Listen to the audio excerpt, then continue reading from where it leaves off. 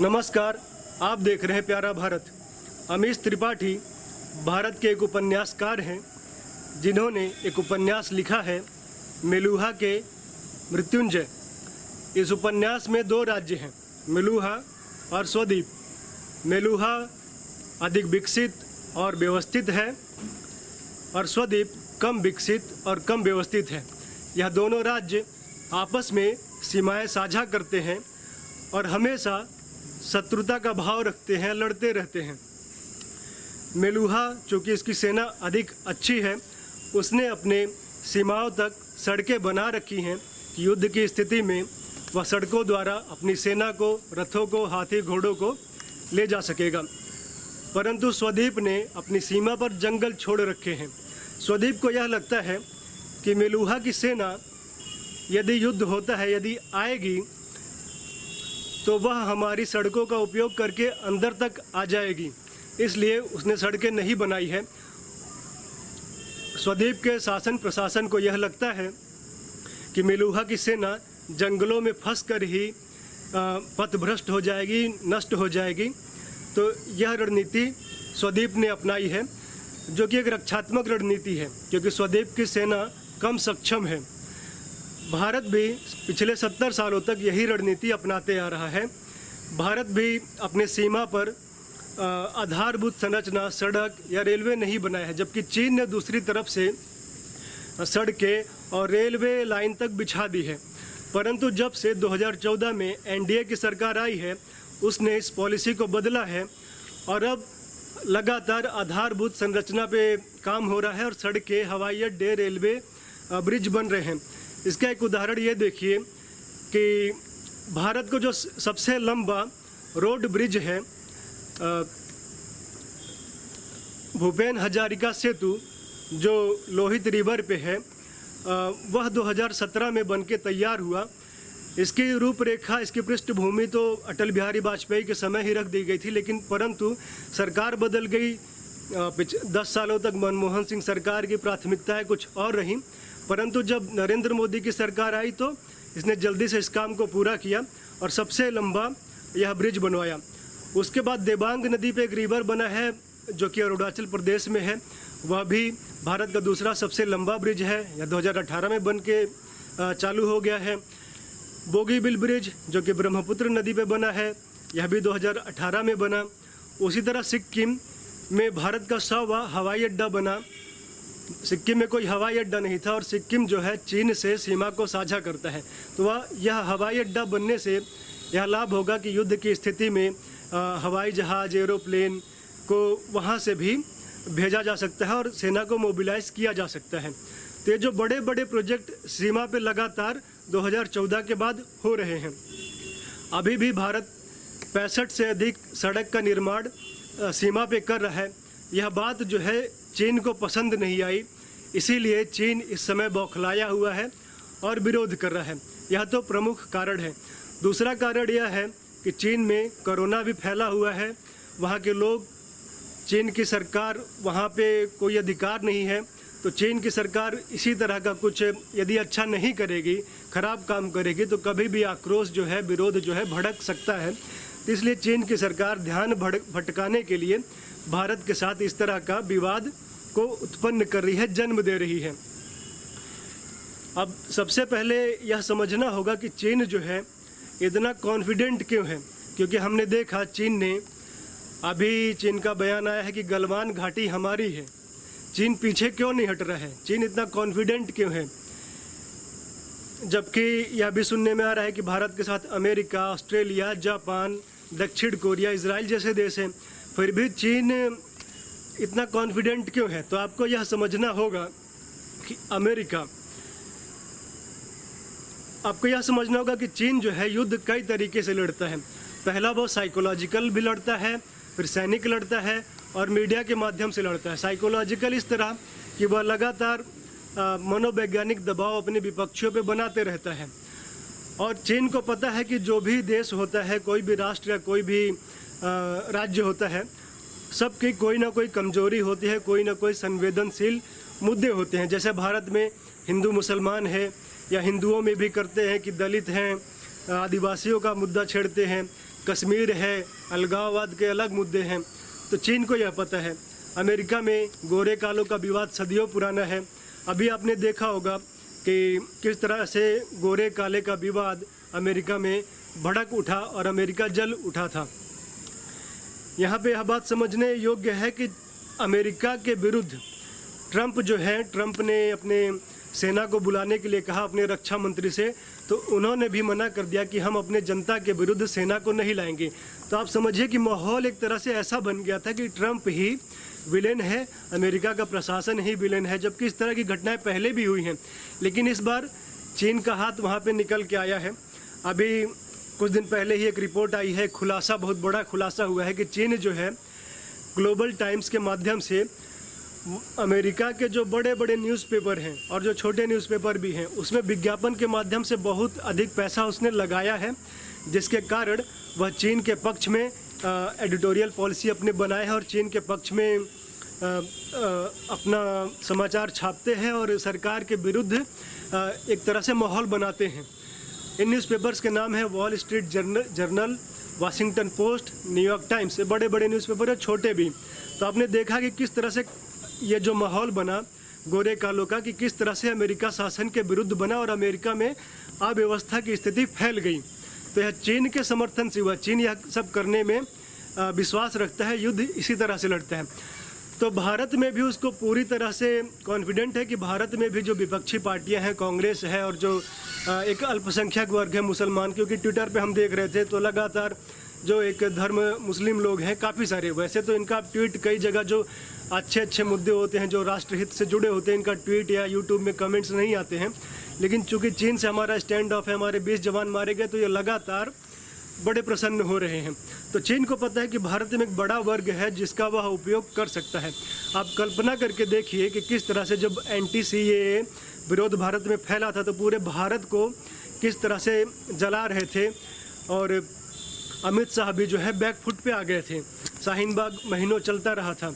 तो कल्पना आप करिए कि चीन एक तरफ चीन से युद्ध हो रहा हो और दूसरी तरफ कांग्रेस और उसके समर्थन में जो विपक्षी पार्टियां हैं और जो मुस्लिम हैं जितने भी हैं, तो वह एक तरह से भारत में दंगों की स्थिति उत्पन्न कर दें।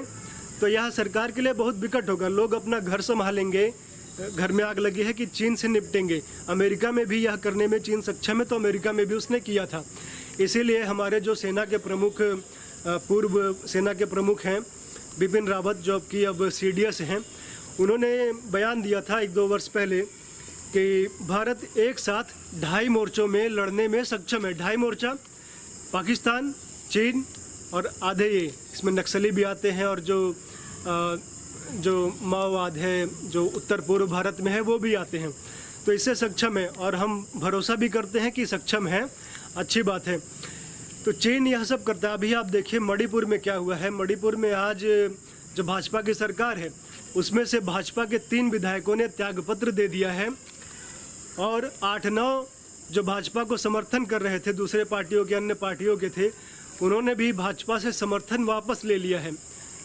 अब भाजपा का जो नेतृत्व है, भाजपा क्योंकि चुनाव भी लड़ती है और उसको पार्टी रहेगी, सरकार रहेगी, तभी तो युद्ध करेगी, तो कुछ ध्यान तो उधर भी जाएगा। तो यह एक ट्रेलर है, अभी तो मणिपुर में हुआ है और युद्ध की स्थिति आती है तो यह पूरे भारत में इस तरह की स्थिति देख सकते हैं। पैसे देके चीन यह सब काम कराता है, कुछ भी हो सकता है।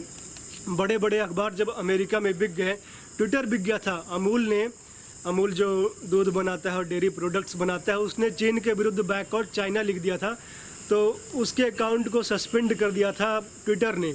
तो उसी तरह हम देखते हैं गूगल प्ले स्टोर है, वह भी चीन के समर्थन में रिमूव चाइना ऐप को ही हटा देता है। यूट्यूब चीन का विरोध करने वाले वीडियोस को डाउन कर देता है। तो पैसे के बल पे चीन यह सब खेल कर रहा है। भारत में भी आप देखिए, भारत में कमी नहीं है, आपको पता है, भारत में अधिक ही हैं देशद्रोही गद्दार जो पैसे के लिए देश से समझौता भी कर सकते हैं। आप देखते होंगे कि जब भी भारत के लोग राष्ट्रवादी इस तरह की बात उठाते हैं कि चीन के वस्तुओं का बहिष्कार किया जाए, तो कुछ पत्रकार ऐसा बिहेव करते हैं जैसे कि उनकी किडनी मांग ली गई हो। रवीश कुमार, राजीव सरदेसाई ये ऐसे करते हैं कि लोगों के बहिष्कार करने से क्या होगा, सरकार क्यों नहीं प्रतिबंध लगाती है।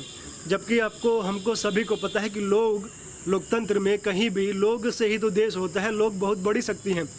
भारत सरकार ने तो दहेज प्रथा पर भी प्रतिबंध लगाया है, परंतु कोई भी शादी बताइए एक्सेप्शनल केस छोड़ के कि जहाँ पे दहेज लिया या दिया ना जाता हो, क्योंकि लोग नहीं मानते हैं। तो उसी तरह लोग यदि चाइनीज़ वस्तुओं का बहिष्कार करेंगे तो सरकार को कुछ करने की आवश्यकता भी नहीं है, परंतु अब सरकार कर रही है। अब स्थिति ऐसी बन गई है कि सरकार को करना ही पड़ेगा। BSNL MTNL ने अभी बोला है कि वह चीन से सारे कॉन्ट्रैक्ट रद्द कर रहे हैं, चीन की वस्तुओं का उपयोग नहीं करेंगे। रेलवे ने भी ऐसा बोल दिया है। कई सारे ट्रेड यूनियन व्यापारी संगठनों ने भी इस तरह का बोला है, लोग भी बहिष्कार कर रहे हैं। तो आने वाले समय में आप देखेंगे कि सरकार अपने स्तर पर भी इस पर प्रतिबंध लगाएगी। इंटेलिजेंस एजेंसी है, उसकी रिपोर्ट भी आई है कि कई सारे चाइनीज़ ऐप जो है राष्ट्रीय सुरक्षा के लिए खतरा है, तो भारत सरकार उन पर प्रतिबंध लगा सकती है, क्योंकि स्थिति जो है बहुत ही विकट है। भारत सरकार ने कल सभी पार्टियों की बैठक बुलाई है। इससे आप समझ सकते हैं कि स्थिति की क्या विकटता है, क्या परिस्थिति बन पड़ी है, क्योंकि आरोप सरकार पे लगते हैं कि वह कभी भी विपक्षी पार्टियों की बैठक वैसे भी कम ही बुलाते हैं, तो सभी पार्टियों की बुलाई है, तो यह परिस्थिति बहुत गंभीर है। चीन की बात फिर से करेंगे कि चीन फिर इतना कॉन्फिडेंट क्यों है। तो एक बात और है कि जो अमेरिका का हम लोग मानते हैं कि अमेरिका हमारे पक्ष में है, तो यह बात भी समझने योग्य है कि अमेरिका अब उतना शक्तिशाली नहीं रह गया है, और यूरोप के जो देश हैं वो बहुत कमज़ोर हो चुके हैं। ग्रीस का आप देखते हैं, कुछ सालों पहले तक ग्रीस की क्या स्थिति थी, उसको कर्ज देना पड़ रहा था, उसको रिलीफ पैकेज देना पड़ रहा था। ब्रिटेन में ब्रेग्जिट चल रहा है, ब्रिटेन में भी ये ब्लैक वाइट वाला हुआ, तो पूरे ब्रिटेन में, अमेरिका में एक ब्लैक व्यक्ति को मारा गया, पूरे ब्रिटेन में यह दंगे फैल गए और ब्रिटेन के कई पुलिसकर्मी घायल हुए और कोरोना से भी लड़ रहे हैं। तो चीन को पता है कि वो आपस में बिजी है और यूरोप में कोई उतनी सैनिक शक्ति है भी नहीं, और अमेरिका भी है उतना शक्तिशाली नहीं रह गया है। क्योंकि यदि आपको याद हो, अभी कुछ समय पहले अमेरिका ने ईरान के सर्वोच्च कमांडर सुलेमानी को मार गिराया था। तो ईरान ने इराक के अंदर जो अमेरिका का मिलिट्री बेस है, अमेरिका के जो दूतावास हैं, उस पर कई दिनों तक, 9-10 दिनों तक मिसाइलें दागता रहा, मिलिट्री बेस पे और दूतावास पर भी। अमेरिका कुछ ना कर सका, अमेरिका बस ट्रंप बोलते रहे, लेकिन कुछ भी करने का साहस ट्रंप नहीं दिखा सके। उसका कारण यह है कि आप जानते होंगे कि अमेरिका जो है कई वर्षों से सीरिया में, यमन में लड़ रहा है। सीरिया में अमेरिका चाहता था कि जो बशर अल असद की सरकार है उसको गिरा दिया जाए, लेकिन 10 साल से अमेरिका लड़ रहा है, उसको गिरा नहीं पाया। क्यों? क्योंकि ईरान और ईरान के समर्थन में जो आतंकवादी संगठन हैं और ईरान के साथ रूस, यह लगातार उसके अमेरिका के विरुद्ध लड़ते हैं, तो अमेरिका यह करने में सक्षम नहीं हो पाया है। उसी तरह यमन में जो हौदी रिबेल्स हैं, सऊदी अरब भी अमेरिका के साथ है और सऊदी अरब भी उन पे मिसाइलें दागता है और अब लड़ाई कर रहा है, लेकिन फिर भी यमन के लोगों को, जो हौदी रिबेल्स हैं, उनको अमेरिका वहाँ पे जीत नहीं पाया है। तो इससे आप समझ सकते हैं कि ईरान, चीन, रूस यदि मिल जाते हैं तो बहुत बड़ी शक्ति होंगे, क्योंकि ईरान का जो संगठन है, जितने भी आतंकवादी संगठन है, कई सारे आतंकवादी संगठन सुलेमानी ने खड़े कर रखे हैं। और अमेरिका जो है, अमेरिका केवल अमेरिका में नहीं है, वो पूरे विश्व में फैला हुआ है। कहीं अफ़गानिस्तान में 2000 सैनिक है, कहीं केन्या में 1000 सैनिक है, कहीं सोमालिया में कुछ सैनिक है, तो पूरे तरह से इसके सैनिक फैले हुए हैं। और ईरान जो अफ्रीका महाद्वीप है, उसमें जो आप अफ्रीका को यदि 2 भाग में बांट दें, अफ्रीका महाद्वीप को, उत्तरी अफ्रीका और दक्षिणी अफ्रीका, तो उत्तरी अफ्रीका जो है पूरा मुस्लिम है और दक्षिण अफ्रीका जो अफ्रीका महाद्वीप है, देश नहीं, वह पूरा लगभग क्रिश्चियन है। तो ईरान जो है, ईरान के जो आतंकवादी संगठन जिसको समर्थन करता है, वो पूरे जो उत्तरी अफ्रीका है, वह पूरे उत्तरी अफ्रीका में फैले हुए हैं। और अमेरिका का यदि वहाँ पे बेस है, तो यदि युद्ध होता है तो यह आतंकवादी संगठनों के द्वारा अमेरिका पे अटैक होगा। आप सोच के देखिए, कल्पना करके देखिए कि अमेरिका चीन से युद्ध कर रहा है, भारत के समर्थन में है, और पूरे विश्व में ईरान के समर्थन वाले जो आतंकवादी संगठन है, अमेरिका के 1000 सैनिक जहाँ है, 5000, 2000 सैनिक है, 500 सैनिक है, उस पर हमला करता है। तो अमेरिका जो है अपना घर बचाएगा, अपने सैनिकों को बचाएगा कि युद्ध लड़ेगा। उसके बाद ब्लैक लाइव्स मैटर है, ये जो काले लोग हैं अमेरिका को जलाने लगेंगे। तो इसीलिए जो चाइना है इतना कॉन्फिडेंट है और भारत जो है, ऐसा नहीं कि भारत अकेले है, भारत भी सक्षम है 2.5 मोर्चों पे एक साथ लड़ने के लिए। और ऑस्ट्रेलिया, जापान, दक्षिण कोरिया, इजराइल भी भारत के साथ हैं। लेकिन यदि रूस यहाँ पे डिसाइडिंग फैक्टर होगा, क्योंकि रूस है तो कम्युनिस्ट ही, वहाँ पे जर्मनी भी कम्युनिस्ट है, रूस में कम्युनिस्ट सरकार है, रूस के ऊपर निर्भर करेगा कि वो किधर जाता है। और ये जो भारत के लोग हैं, हम पर भी निर्भर करेगा। और ये जो हम लड़ाई देख रहे हैं, ऐसा नहीं कि बहुत सरल है, ये बराबरी की लड़ाई है। अमेरिका ने प्रशांत महासागर में 3 अपने एयरक्राफ्ट कैरियर उतार दिए हैं। चीन इससे भी डरा है। चीन इसीलिए लगातार साइकोलॉजिकल गेम भी खेलता है। वो यह नहीं कहता कि हम युद्ध करेंगे, वो साइकोलॉजिकल गेम यह खेल रहा है कि हमारे कितने सैनिक मारे गए हम नहीं बताएंगे। वह कहता है कि हम नहीं बताएंगे क्योंकि हम नहीं चाहते कि दोनों देशों के लोग सैनिकों के मरने की तुलना करें कि उसके इतने मारे गए, हमारे इतने मारे गए, और लोगों में वैमनस्य फैले, यह हमारी तरफ से गुडविल जेस्चर है, यह कहता है।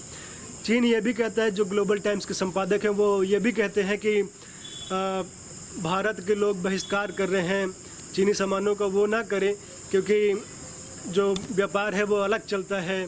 फिर अमेरिका से भी कह रहा है कि भारत के सैनिकों से भी, हमसे भी कहता है कि हमको कमज़ोर ना समझे, भारत ने कुछ लोगों को मारा होगा तो हमको कमज़ोर ना समझे। तो कब अपने आप को कमज़ोर भी साबित करता है, फिर अपने आप को ये भी कहता है कि हम सुपर पावर हैं।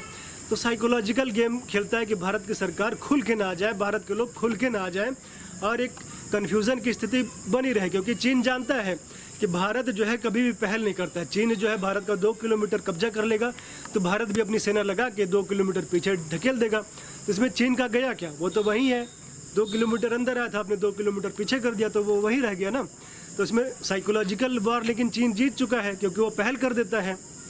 तो भारत सरकार को यह करना चाहिए कि 2 किलोमीटर अंदर आया है तो 10 किलोमीटर पीछे धकेले, तब हम साइकोलॉजिकल वार भी जीतेंगे। जैसे राम भगवान लंका में जाके रावण को मारे थे, वैसे चीन में घुसना पड़ेगा। क्योंकि यदि लड़ाई अपने घर में होती है या किसी दुकानदार से यदि लड़ाई हो गई किसी सुपर मॉल में, तो नुकसान तो दुकान वाले का ही होगा ना। यदि भारत के अंदर चीन घुस के लड़ता है तो नुकसान तो भारत का ही है। तो चीन जो है इस तरह से लगातार करते रहा है, पिछली सरकारों में वो धीरे धीरे कब्जा करते रहा है, परंतु अब सरकार बदल गई है, वो 1 इंच भी देने को तैयार नहीं है। इसलिए चीन परेशान है। और चीन के जो पड़ोसी हैं, ताइवान है, हांगकांग है, वियतनाम है, फिलीपींस है, जापान है, यह सब भी भारत के समर्थन में है। तो भारत भी डरने की आवश्यकता नहीं है और लड़ाई जो है बराबरी की है।